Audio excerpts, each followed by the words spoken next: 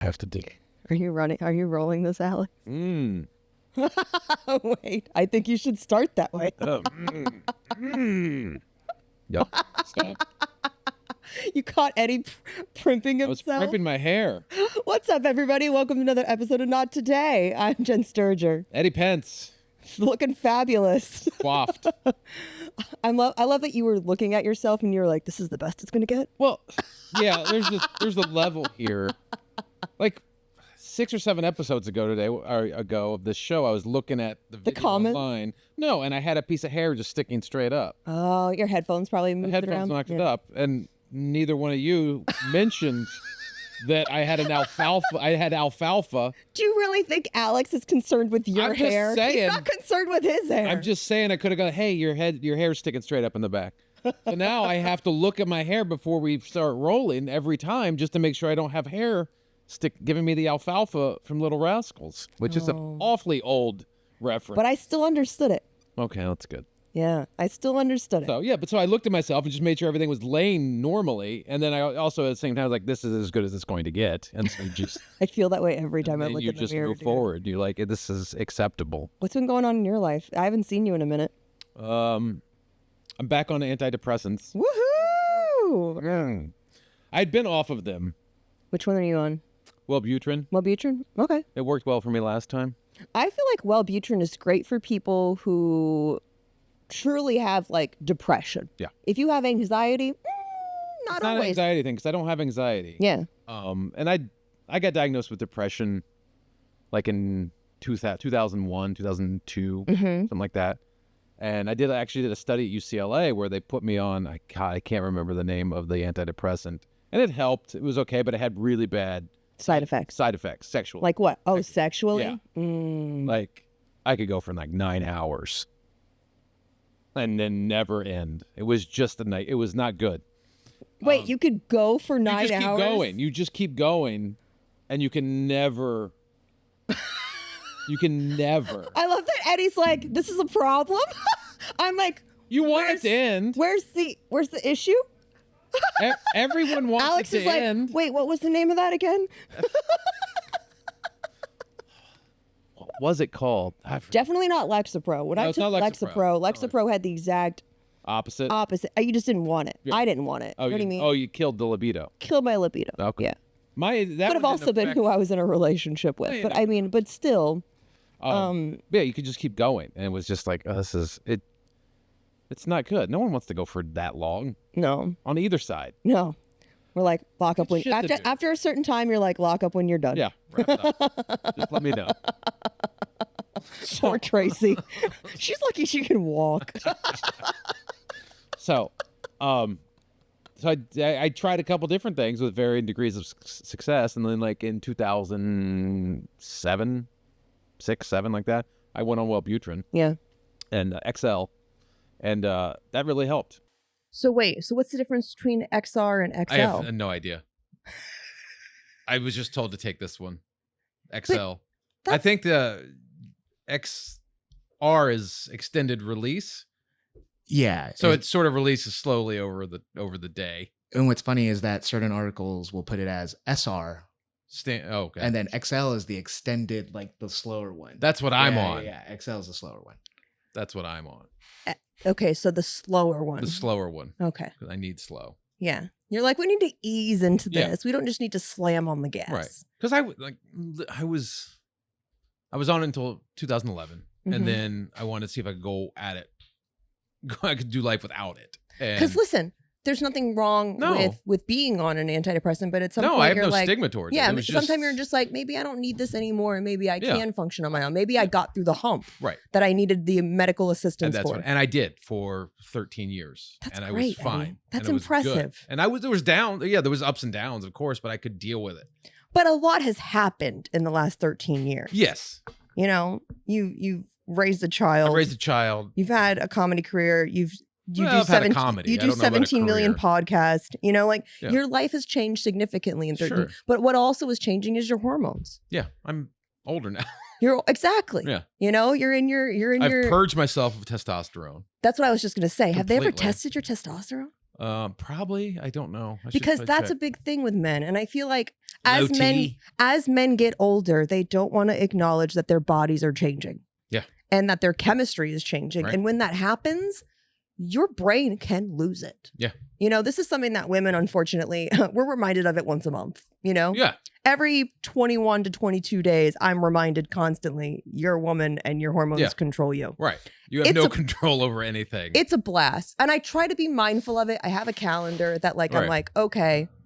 Do you have the app? Tracy has the app. Yeah, I have the app, where I look at it and I'm like, okay, I'm going to be a psychopath for the next 2 days, and that. Let me block off some time. No, but you know what it tells me? It tells me to have more patience with the people around me. Yeah. You're aware of what's coming. I am aware of what is happening in my body. I try very hard. And honestly, I've been struggling the past, 2 weeks or so with just some mental health stuff, and one of the things I try to do when I feel that happening is slow it down, look at any kind of medications that I may have added into my life or may have been added into my life by doctors, obviously, and see if any of them potentially could be the cause of it before I go, there's something wrong with me and I'm broken. Right.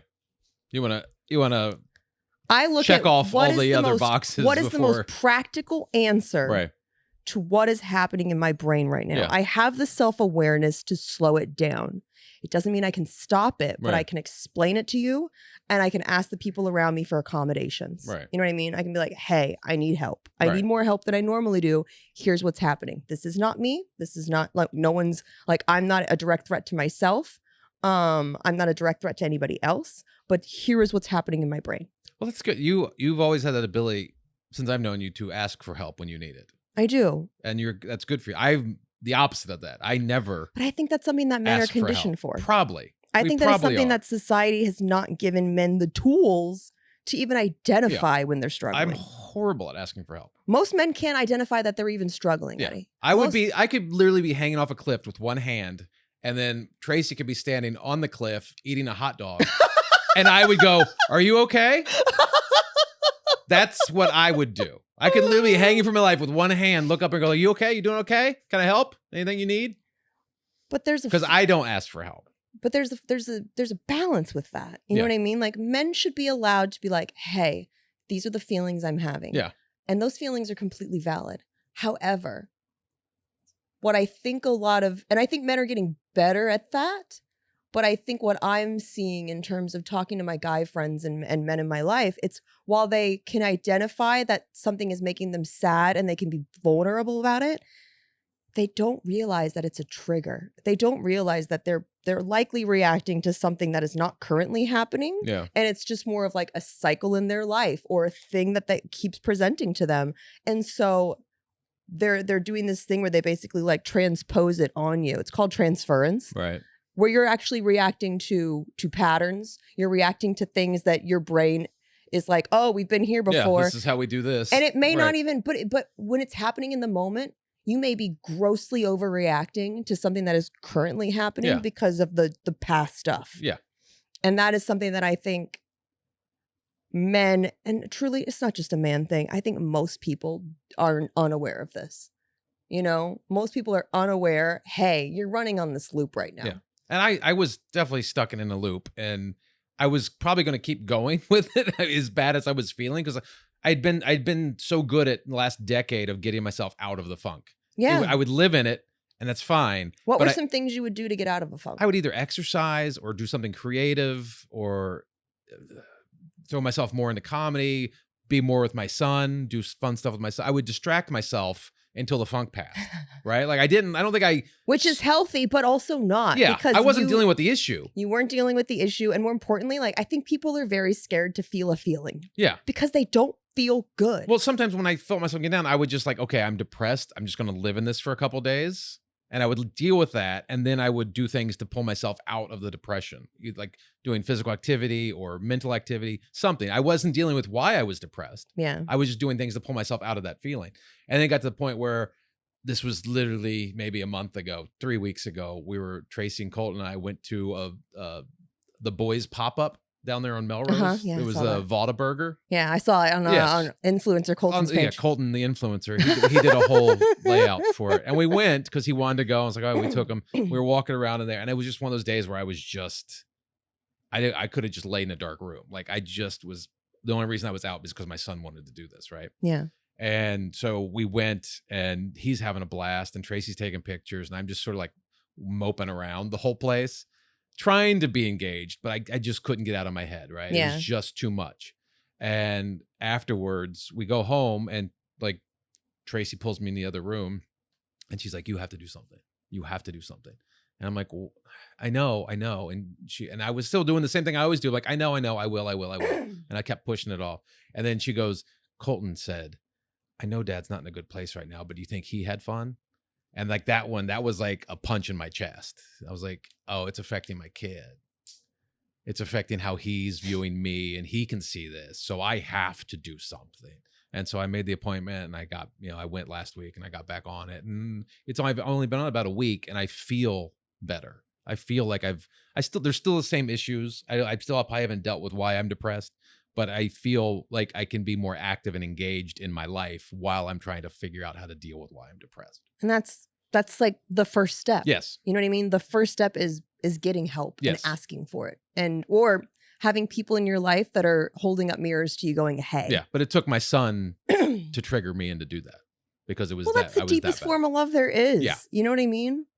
That's the one person that I think kids, I know kids are programmed to want to make their parents happy, want to make their parents proud. Yeah.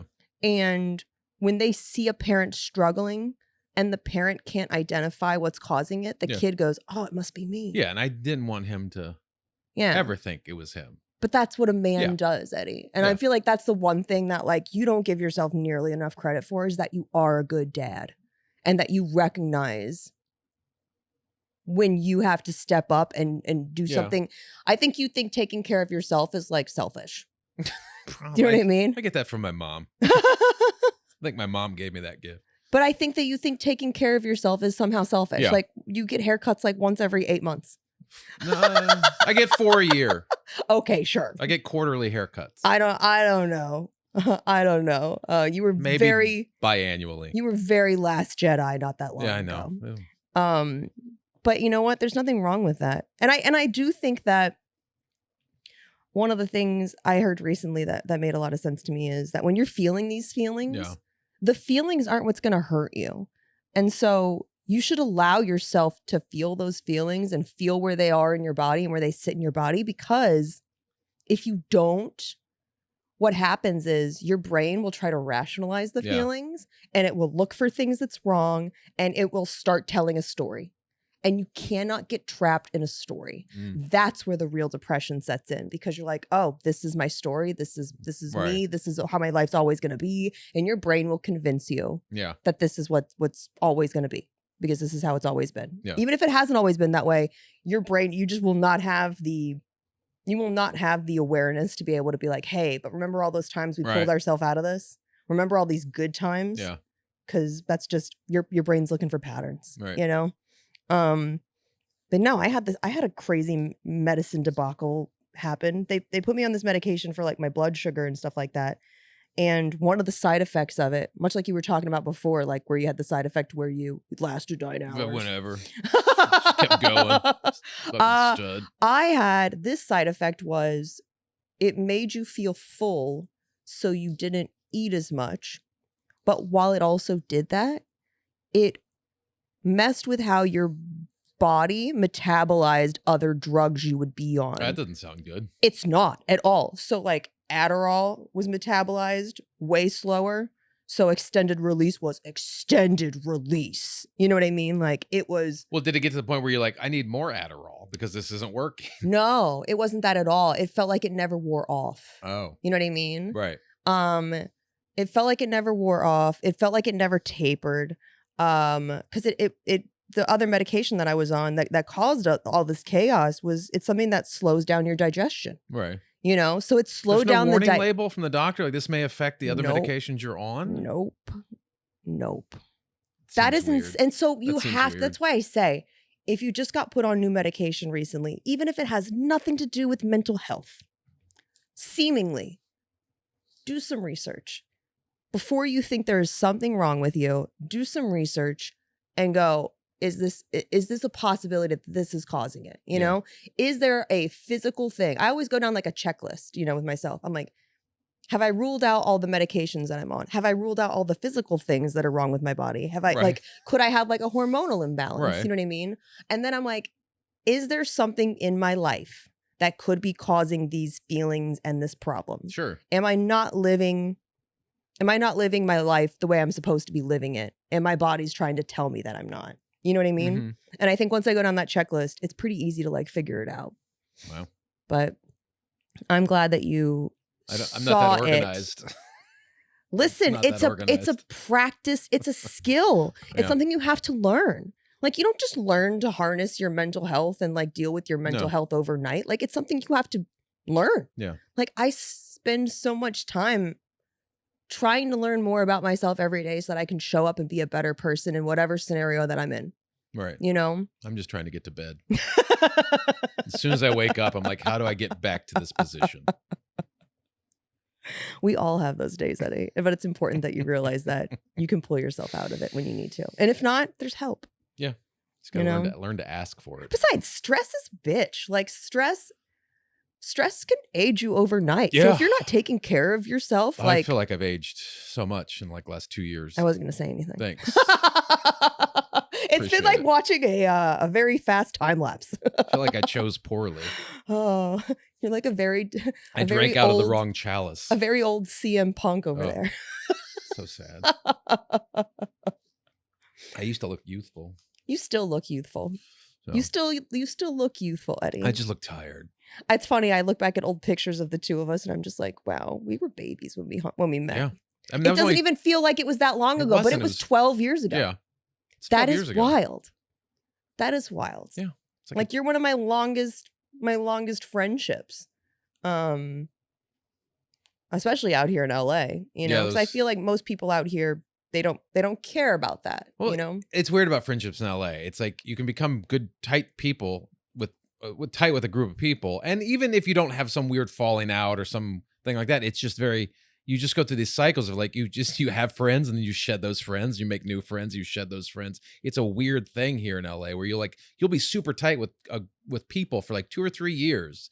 And then like, you'll just go in a different direction. Because you know what I think it is? I think as you get older, friendship is a priority. You have to make friendship a priority or people get trapped in their own lives. Yeah, you know what I mean? Do something else. It's just weird. It's like, and it's nothing. It's like you said, there's nothing happened. No, it's not a personal thing. It's just, you just don't upkeep the relationship, the friendship, and it just sort of runs its course. Any kind of relationship takes work. Yeah. You know, and friendships aren't immune to that, you know, but I'm glad that through all of this, it's like, you know, we've always found a way to like be each other's friend throughout this whole thing.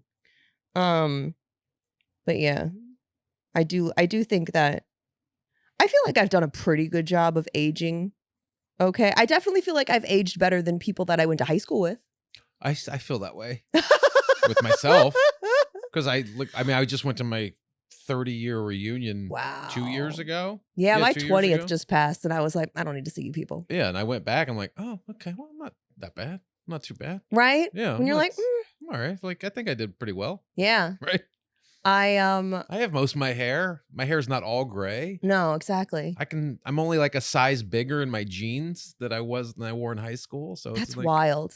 You should be proud of those things. Like I 34 when I was in high school. I wear a 30 or a 32 in high school. I wear a 34 now. Be honest though, when you went back and you saw everybody, was everybody else doing as well? No, they were like, okay, all right, no. Did anybody walk up to you and you go, oh? Yeah, I was like, oh, what? Who are you? No, you look like your dad. Oh, you're like, hello, Mr. Stevenson. Yes, it's what. But there's something to be said about living in Los Angeles. I don't know what it is, but it almost feels like it's a green zone in a way. Because I feel like we are able to make healthier choices on a daily basis. I guess, or I know people always say you're living in LA and it's stressful to live in such a stressful place, but it's like, for some reason, the people that stayed back east where I grew up and got 9-to-5 jobs and work 40, 50 hours a week and have a house and a car and 2 kids and all that stuff, like that aged them. Whereas I came out here differently and didn't do that. Because listen, you still had a kid. I still had a kid. You still had struggles. Yeah. But it's like you were able to process them differently. You had like more healthy outlets for it. You don't drink, which helps a lot. That helps. I don't smoke. I don't drink. But also, I think also pursuing, I know this is corny, but pursuing something you like doing, like you finding joy in the work that you do, keeps you young. Keeps you a little younger than people that just like, okay, I'm just working to live. Yeah. So I think that can help. But I definitely feel like in that sense, comedy keeps me young. Yeah. You know, I'm around a lot of younger women. I teach comedy, you know. Yeah. And it's a frustrating, stressful career, but when you do get to do it, there's joy there, and I think that keeps you younger. I used to get more stressed out on stage, and I used to have difficulty regulating my emotions before I went on stage. Until recently, I just had this like moment where before, when I was upset, if I had to go to a show, I'd be scared that I would forget my stuff because my brain would be in such a fight or flight mode, right? Yeah. But like something shifted in the past like month, and I don't know if it's just repetition or what it is, but stage has felt like the one place that I feel safe, and that I'm like, none of that matters for the next 15 minutes. Yeah. Or however long you're up there. And I think part of it has been changing my material so it feels very authentic and very vulnerable. Yeah. You know? Well, just keeping it you, and so you don't, what you're talking about is you, and not like having to find yourself in the material. The material is you. Yeah. It's definitely been a lot easier, you know? And I've gotten so many compliments, like when I was up in Canada this past week, somebody wrote me and they were like, my daughter got diagnosed with ADHD autism, and it's been scary navigating this new information, but watching you talk about it so openly and vulnerably while making it absolutely hilarious was like, my wife and I didn't realize how much we needed to see your act. Oh, yeah. And that's the kind of stuff that I'm looking to do with my comedy, you know? Like, I get huge laughs, but it's heartfelt. You know what I mean? Right. And I'm trying to do something different with that. And I'm trying to help the girls that I work with who want to tell their stories do something with that, you know? And I think a big influence in that lately has been touring with Anna Akana, you know? Because she's so vulnerable on stage, and then she'll just make a right turn and just go down this dark hole with like dark, you know, gallows humor. But she does it with such a grace that, I don't know. It's definitely like made me reevaluate what I want to do on stage, you know? But I didn't go to my high school reunion. I ran into a couple of kids from high school though at a recent show. Oh, really? Yeah. And they looked pretty good too. Yeah. You know, like they don't have their hair anymore. Right. But like they still looked rather youthful and young, but they have no kids. That helps. And they work in something that they genuinely seem excited about. Yeah. And so I do feel like there is something. 2 keys to youth. And they don't seem like they party a lot. They were never big partiers. Yeah. You know?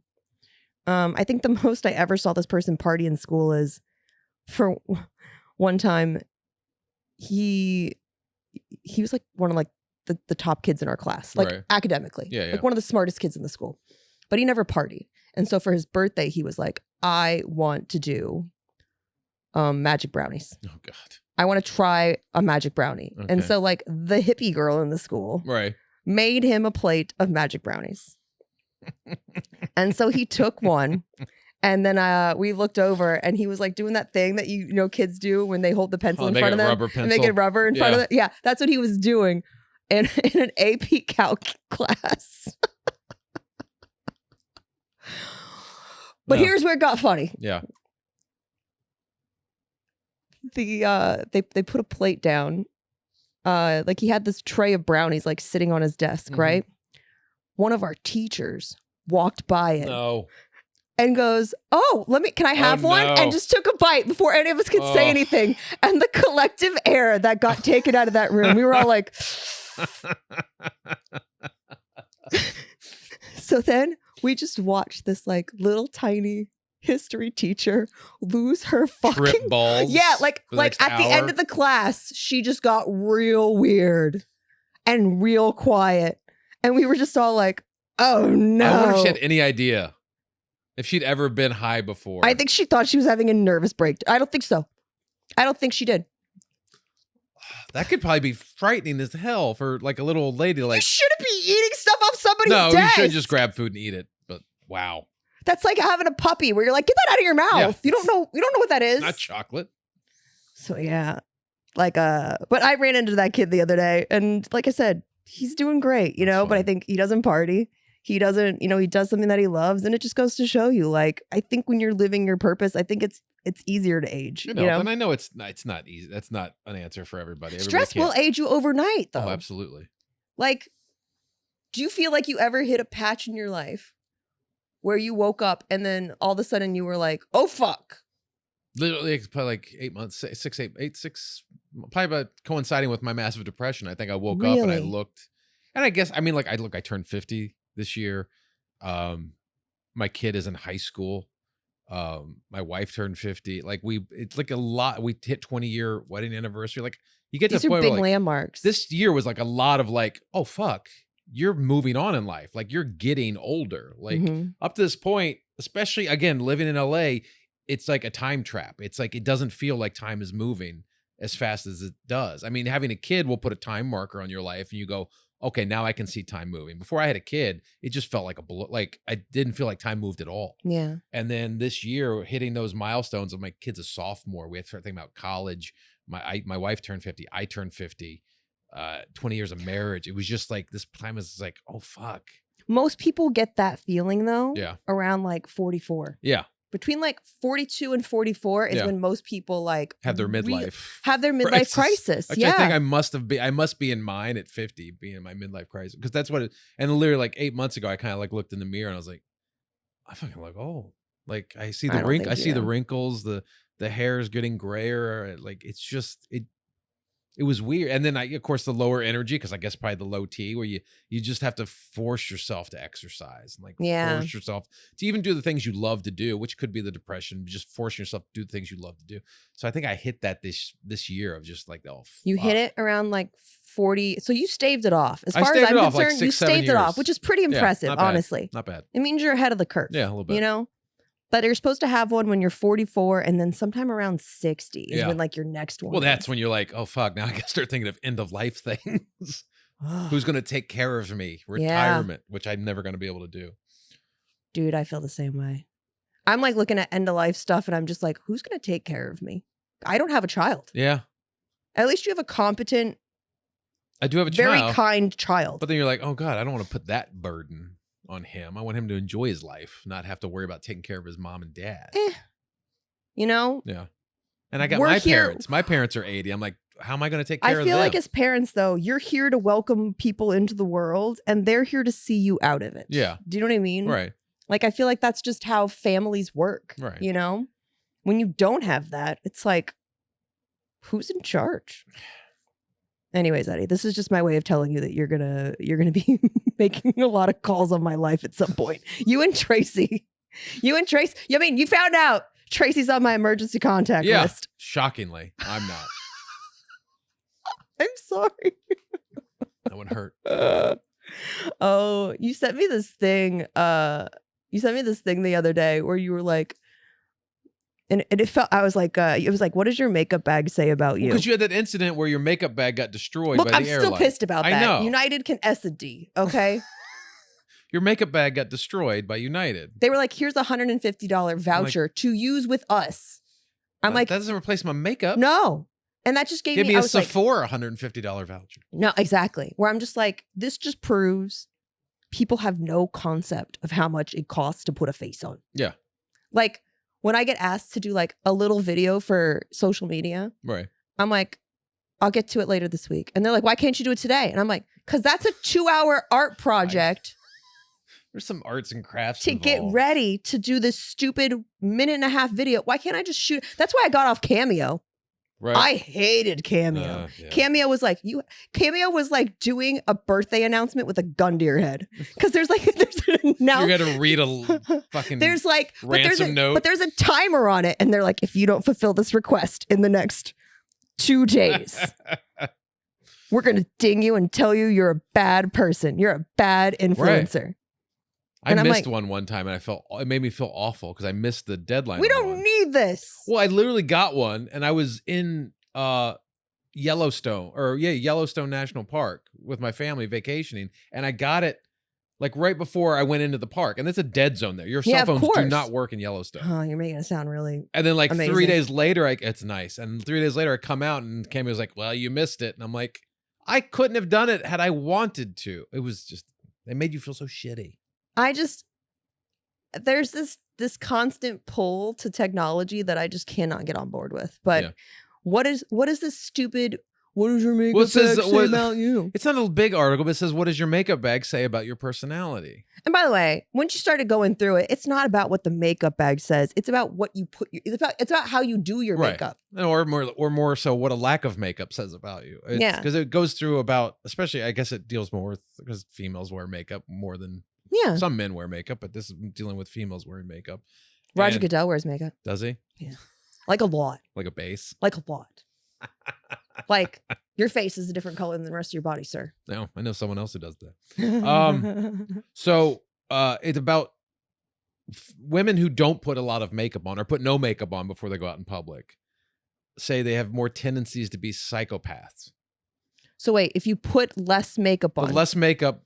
Or the fact that you put no makeup on and go outside. Women that put no makeup on and go outside, it says you have a tendency to be a psychopath. I think they're basing this off of any kind of woman serial killer that they found because she's not going to look amazing. Do you know what I mean? Like the lady from Monster. They're like, oh man, if she just slapped some fake lashes on, maybe she wouldn't have gone on and killed. Yeah, she would have killed people. Somebody would have talked to her.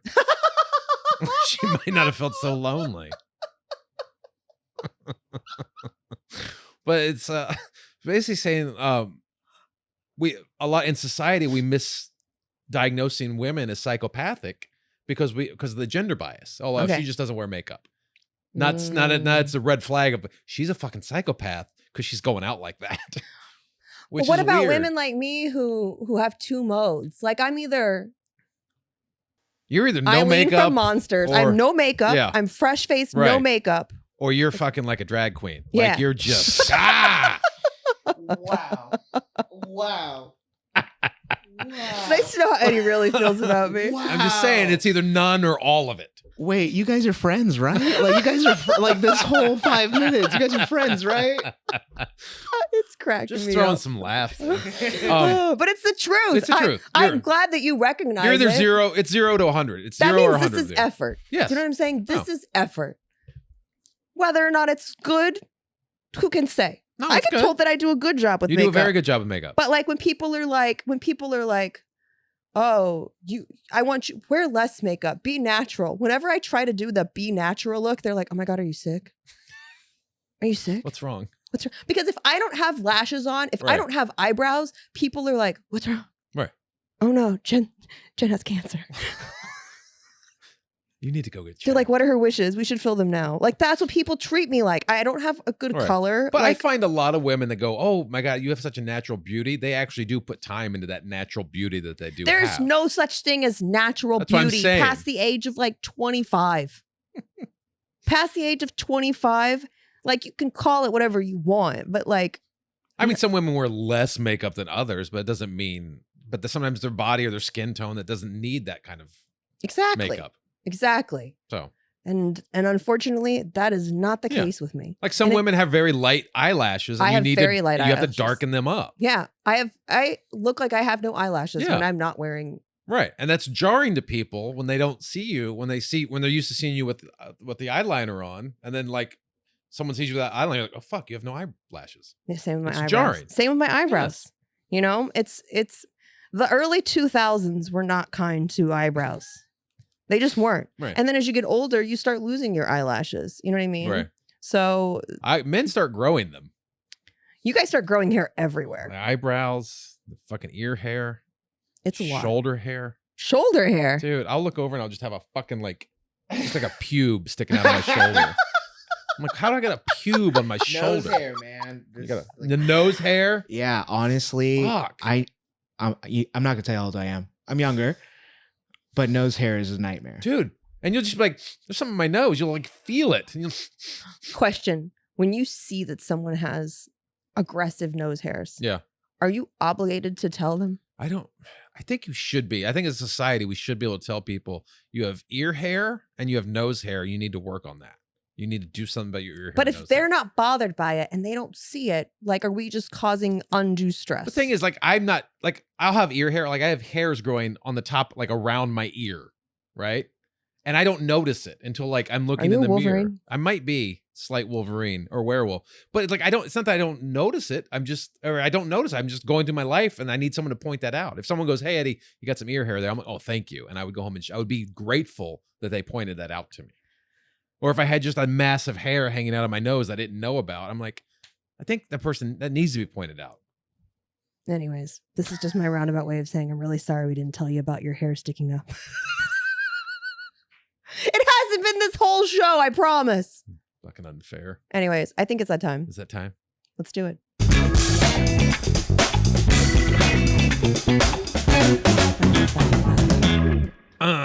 All right, we're going to play Florida Man Friday. I read Jenn Sterger 3 Florida Man headlines, 2 real, 1 fake. Just tell me what is the fake Florida Man headline. All right, let's go.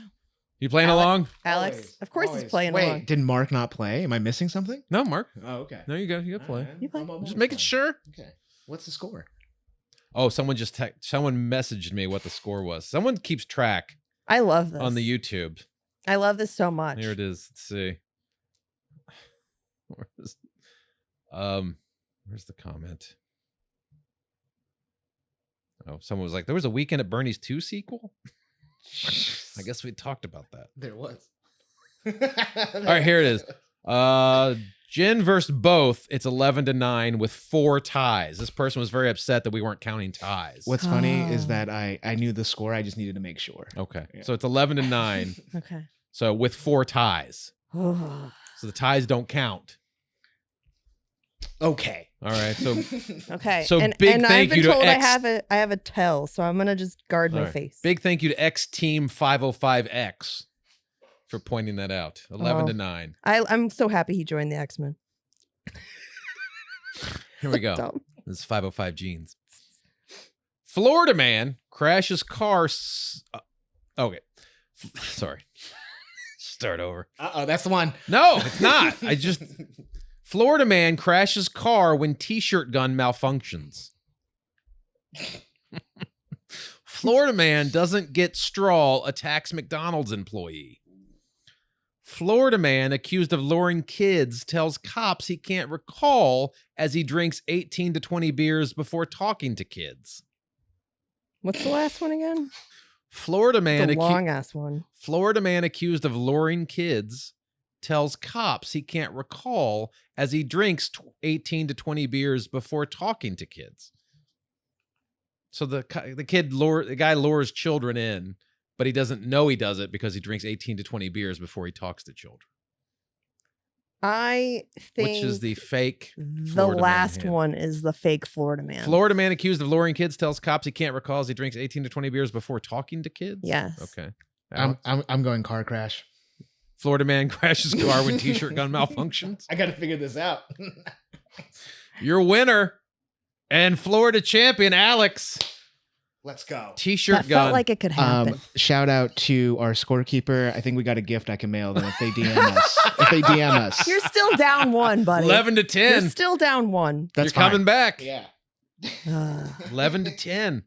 It's huge. Man, That's a huge one. I should have known that the guy was talking to kids. That's very Florida. So Florida. He was probably my physics teacher. Probably a pastor. So, like, probably a teacher at my school. There you go. That literally, I've had so many teachers from my school, like, get in trouble for that. Where I go home and I'm like, it's not even funny anymore at this point. I'm just like, It's like, yeah, oh, okay. Sure. that tracks. Tell me when it doesn't happen. Exactly. Anyway. Congrats, Alex, for you're getting close. Thank you. Thank you. That could have been the pull away game where she was up 12-8, 12-9. It'd been hard to come back Whatever. from that. Eddie, where can people find you? You find me at Eddie Pence on all the socials or go to eddiepence.com. At Jennifer Sterger, guys, on all the socials. Plus, you can go to my website, jensterger.com, for other stuff. Plus, there's comedy dates and things on my link tree. So please go and support however you can. Please keep supporting the show. Keep sharing the show. Comments, positive ones. Don't be a dick. Yeah. Give us some reviews. 5-star rating and a positive text review on the podcast apps. We love that. I hope that you guys, I hope that you guys keep coming back because I really do feel like we're building something special here. So thank you so much for your time, guys. And we'll see you on another episode of Not Today.